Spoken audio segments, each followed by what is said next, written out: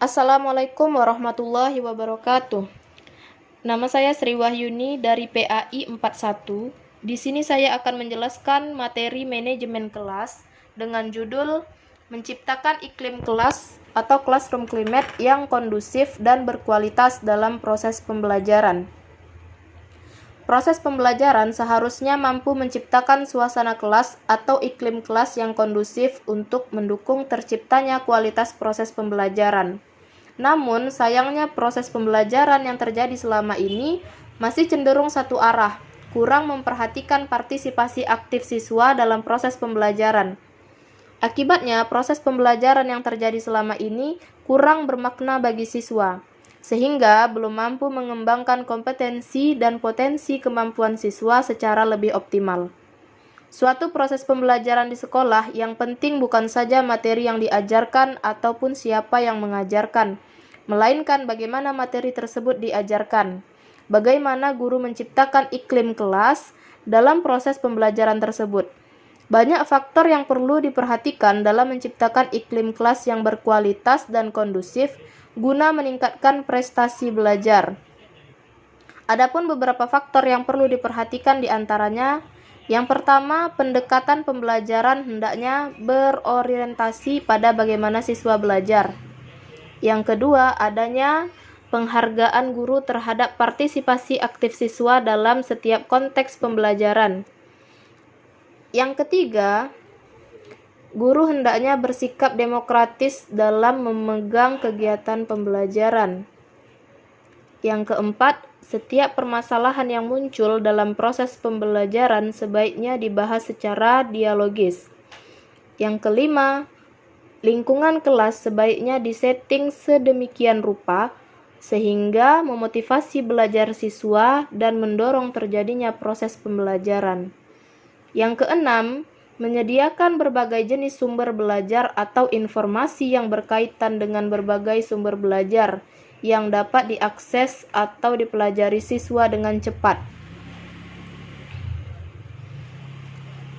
Menguasai materi pembelajaran salah satunya adalah kualitas proses pembelajaran. Kualitas proses pembelajaran akan semakin meningkat jika antusiasme belajar peserta didik juga meningkat, yang ditandai oleh peningkatan rasa keingintahuan, tingginya motivasi untuk bertanya, rajin menulis, dan senantiasa sensitif terhadap isu-isu pengetahuan mutakhir. Proses pembelajaran seharusnya mampu menciptakan suasana kelas atau iklim kelas yang kondusif untuk mendukung terciptanya kualitas proses pembelajaran. Namun sayangnya proses pembelajaran yang terjadi selama ini masih cenderung satu arah, kurang memperhatikan partisipasi aktif siswa dalam proses pembelajaran. Guru cenderung belum menempatkan dirinya sebagai fasilitator, motivator, dan dinamisator dalam suatu proses pembelajaran yang lebih menempatkan peserta didik sebagai subjek belajar. Guru lebih cenderung menempatkan dirinya sebagai satu-satunya sumber belajar. Iklim belajar demikian tentunya kurang kondusif untuk mengembangkan kreativitas, daya analisis, dan sikap kritis siswa dalam proses pembelajaran. Akibatnya, proses pembelajaran yang terjadi selama ini kurang bermakna bagi siswa, sehingga belum mampu mengembangkan kompetensi dan potensi kemampuan siswa secara lebih optimal. Proses pembelajaran pada dasarnya merupakan suatu proses interaksi belajar antara guru dengan murid dan antara murid dengan murid yang lainnya. Berhasil tidaknya suatu interaksi proses pembelajaran dipengaruhi oleh banyak faktor, baik faktor dari guru sendiri, siswa, fasilitas penunjang, maupun suasana proses interaksi pembelajaran tersebut. Suatu proses pembelajaran di sekolah yang penting bukan saja materi yang diajarkan ataupun siapa yang mengajarkan, melainkan bagaimana materi tersebut diajarkan, bagaimana guru menciptakan iklim kelas dalam proses pembelajaran tersebut. Pada faktor yang pertama, pendekatan pembelajaran berorientasi pada bagaimana siswa belajar, mengandung pengertian bahwa proses pembelajaran hendaknya diarahkan pada siswa yang aktif, mengkonstruksi dan membangun sendiri pengetahuannya. Dengan demikian, Proses pembelajaran yang dilaksanakan hendaknya berusaha memberi peluang terjadinya proses aktif siswa dalam mengkonstruksi atau membangun sendiri pengetahuannya. Guru hanya bertindak sebagai fasilitator, motivator, dan dinamisator dalam pembelajaran. Pendekatan ini biasa disebut dengan pendekatan konstruktivistik. Dalam pendekatan ini, yang perlu dilakukan guru adalah membantu siswa membangun pengetahuan sendiri di dalam benaknya dengan cara membuat informasi pembelajaran menjadi sangat bermakna dan relevan bagi siswa. Hal ini menurut Mustaji dapat dilakukan guru dengan cara memberikan kesempatan kepada siswa untuk menemukan dan menerapkan sendiri ide-idenya dan mengajak siswa agar menyadari dan secara sadar menggunakan cara-cara mereka sendiri untuk belajar.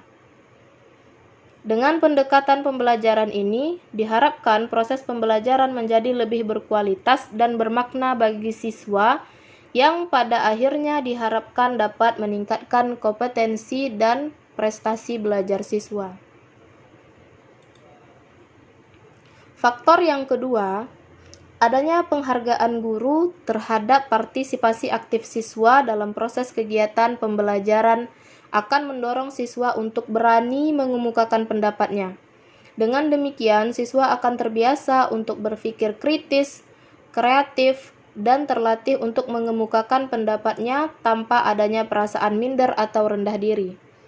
Dalam kaitannya dengan penghargaan tersebut, partisipasi aktif siswa ini hendaknya tidak sekedar dinilai dari segi keaktifannya saja, tetapi juga perlu diperhatikan sikap penghargaan siswa terhadap aktivitas teman-temannya dan kemampuannya di dalam bekerja sama dengan orang lain. Oleh karena itu, guru hendaknya mampu mengarahkan siswa untuk dapat bekerja sama dengan anggota kelompok yang lain dan selalu bersikap positif terhadap teman-temannya, serta selalu berusaha sebaik mungkin dalam setiap kesempatan yang diberikan saat interaksi pembelajaran berlangsung. Schindler menjelaskan bahwa partisipasi siswa yang tergolong baik dalam proses pembelajaran secara garis besar antara lain diindikasikan sebagai siswa dapat bekerja sama dengan anggota kelompok yang lain, siswa selalu bersikap positif terhadap teman-temannya, dan selalu berusaha sebaik mungkin dalam setiap kesempatan. Faktor ketiga, guru hendaknya bersikap demokratis dalam memegang kegiatan pembelajaran. Suasana demokratis di dalam kelas sangat diperlukan. Guru memperlakukan siswanya sebagai individu yang dapat bertanggung jawab, berharga, mampu mengambil keputusan, dan dapat memecahkan masalah yang dihadapi. Dampak yang ditimbulkan dari suasana demokratis adalah tumbuhnya rasa percaya diri, saling menerima, dan percaya satu sama lain, baik antara guru dengan siswa maupun antar siswa. Guru membimbing, mengembangkan, dan membagi tanggung jawab untuk semua warga kelas termasuk guru. Dengan demikian, suasana kelas yang demokratis ini akan memberikan dampak positif, karena guru dan siswa mempunyai kesempatan untuk saling memahami, membantu, mengemukakan segala sesuatu yang dirasakan secara terbuka. Guru akan memahami keadaan siswa, dan di sisi lain, siswa akan melihat keteladanan dan merasa ada contoh yang dapat dilihat. Nana Sujana mengemukakan bahwa suasana belajar yang demokratis akan memberi peluang mencapai hasil belajar yang optimal dibandingkan dengan suasana belajar yang kaku, disiplin yang ketat, dengan otoritas pada guru. Keempat, setiap permasalahan yang muncul dalam proses pembelajaran hendaknya dibahas secara dialogis. Hal ini karena proses dialogis dalam interaksi pembelajaran lebih mendudukkan siswa sebagai subjek didik yang mempunyai hak dan tanggung jawab yang sama dalam setiap interaksi pembelajaran. Proses dialogis juga akan mampu mengembangkan pemikiran kritis siswa dalam membahas dan menyelesaikan setiap permasalahan yang muncul dalam proses pembelajaran. Sebagaimana pandangan Freire, seorang praktisi pendidikan yang banyak menggagas pendidikan liberatif, menyatakan bahwa dengan dialog akan memungkinkan munculnya pemikiran kritis, karena hanya dialoglah yang memerlukan pemikiran kritis. Lebih lanjut, dia mengatakan bahwa tanpa dialog tidak akan ada komunikasi, dan tanpa komunikasi tidak mungkin ada pendidikan sejati. Dengan demikian, proses dialogis cukup penting perannya dalam menciptakan iklim pembelajaran yang kondusif dan berkualitas. Kelima, lingkungan kelas sebaiknya disetting sedemikian rupa sehingga memotivasi belajar siswa dan mendorong terjadinya proses pembelajaran. Salah satu cara yang dapat dilakukan dalam menyeting lingkungan kelas yang kondusif untuk belajar yaitu dengan cara mengatur tempat duduk atau meja kursi siswa secara variatif dan pengaturan perabot sekolah yang cukup artistik, serta pemanfaatan dinding-dinding ruang kelas sebagai media penyampai pesan pembelajaran. Pengaturan setting tempat duduk hendaknya dilakukan sesuai kebutuhan dan strategi pembelajaran yang digunakan. Pesan yang ditempel di dinding hendaknya konstekstual dengan materi pembelajaran. Oleh karena itu, ikon-ikon grafis-grafis di dinding yang memuat pesan pembelajaran hendaknya selalu diperbarui atau diganti-ganti setiap bulannya. Pengaturan lingkungan kelas ini, jika diperhatikan, akan mampu mendukung terciptanya iklim pembelajaran yang kondusif dan berkualitas. Haryanto menyatakan bahwa pengaturan ruang secara tepat dapat menciptakan suasana yang wajar, tanpa tekanan dan menggairahkan siswa untuk belajar secara efektif. Lebih lanjut, Haryanto menyatakan bahwa agar tercipta suasana belajar yang aktif, mampu mengaktifkan siswa, pengaturan ruang belajar dan perabot sekolah perlu diperhatikan. Pengaturan itu hendaknya memungkinkan siswa duduk berkelompok dan memudahkan guru secara leluasa membimbing dan membantu siswa dalam belajar. Pengaturan meja secara berkelompok akan mampu meningkatkan kerjasama yang baik antar siswa. Dengan terciptanya gairah siswa dalam belajar, tentunya akan mempengaruhi pada efektivitas belajar siswa. Dan dengan terciptanya suasana belajar yang wajar tanpa tekanan, tentunya akan memungkinkan munculnya daya kritis dan kreativitas siswa. Keenam, menyediakan berbagai jenis sumber belajar atau informasi yang berkaitan dengan berbagai sumber belajar yang dapat diakses atau dipelajari.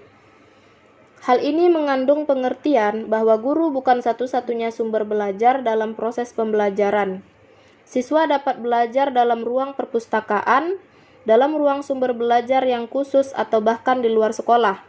Bila ia mempelajari lingkungan yang berhubungan dengan tugas atau masalah tertentu, peranan guru adalah memberi bimbingan konsultasi, pengarahan jika ada kesulitan siswa dalam memahami materi pembelajaran. Selain itu, guru juga dituntut untuk memberikan informasi tentang di mana sumber belajar yang harus dipelajari tersebut berada, sehingga siswa secara aktif dan mandiri dapat menemukan dan mengakses sumber belajar tersebut. Keberadaan berbagai jenis sumber belajar yang memadai di lingkungan sekolah cukup membantu siswa untuk membangun dan mengkonstruksi pengetahuannya sendiri. Jenis sumber belajar tersebut bisa dalam bentuk buku, modul, pembelajaran berprograma, audio, video, dan lain sebagainya. Hal ini dapat mempermudah siswa untuk dapat belajar sesuai dengan kemampuan dan karakteristik gaya belajarnya masing-masing. Dengan demikian, pembelajaran diharapkan akan lebih bermakna dan berkualitas. Berdasarkan beberapa penjelasan dan pendapat beberapa tersebut, dapat ditarik kesimpulan bahwa suasana yang dihadapi siswa dalam pembelajaran dapat dibedakan dalam 3 jenis, yaitu yang pertama, suasana autokratis dengan sikap guru yang otoriter. Yang kedua, suasana laissez-faire dengan sikap guru yang permisif. Dan ketiga, jenis suasana pembelajaran tersebut suasana demokratis dengan sikap guru yang real, lebih memungkinkan untuk memberi peluang dalam mencapai hasil belajar yang optimal. Mungkin ini saja yang dapat saya sampaikan, lebih dan kurangnya saya mohon maaf. Assalamualaikum warahmatullahi wabarakatuh.